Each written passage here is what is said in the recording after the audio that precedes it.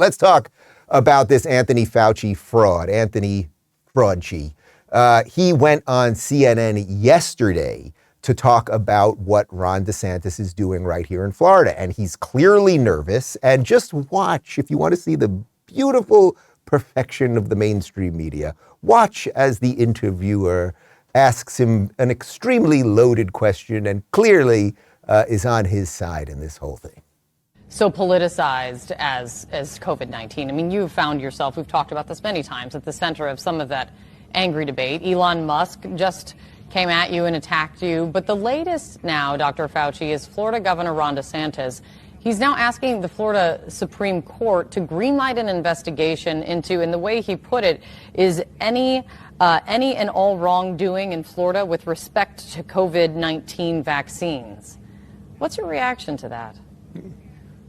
I don't have a clue, Kate, what he's asking for. I mean, we have a vaccine that unequivocally is highly effective and safe and has saved literally millions of lives. It's a very difficult situation. You're absolutely correct. It has been politicized, and it has been politicized in a way that has actually caused lives, because if people don't get vaccinated, which unequivocally is life-saving because of political ideology.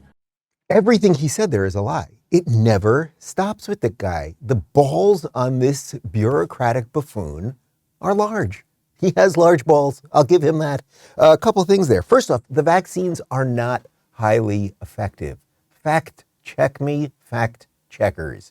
Joe Biden last June, if you get the vaccine, you will not get nor transmit COVID. That is what Walensky at the CDC told us. That is what Fauci told us. That is what virtually every government official told us.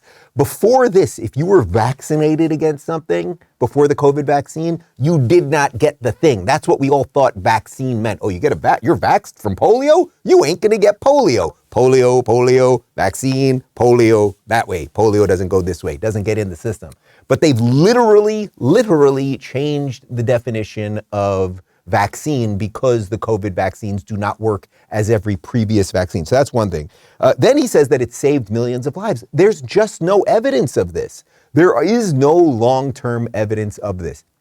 There may be some evidence that people of a certain age with some other diseases got some temporary protection from COVID.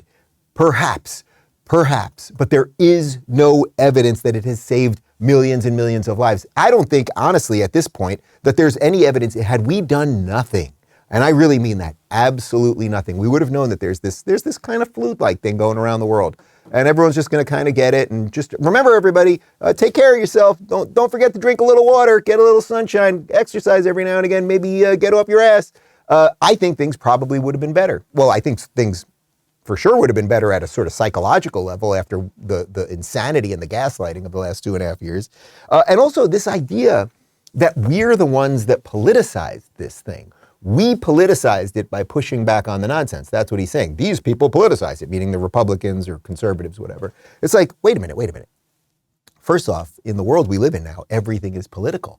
But if you shut people out of their jobs, if you don't let kids go to school, if somehow teachers' unions seem like they're in cahoots with the science, the scientists, and all of the CDC and the NIH and everything else, you guys made it political. We're just calling out your BS. That's all it is.